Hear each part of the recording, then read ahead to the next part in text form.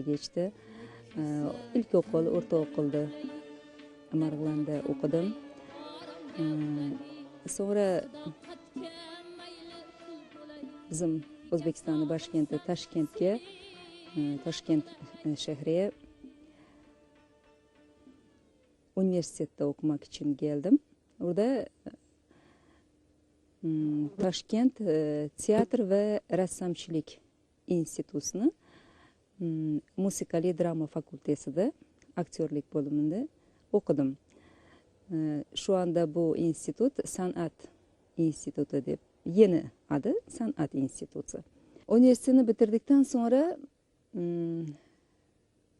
O'zbekiston Davlat Radiosiga spikerlik için sınav e'lon verildi.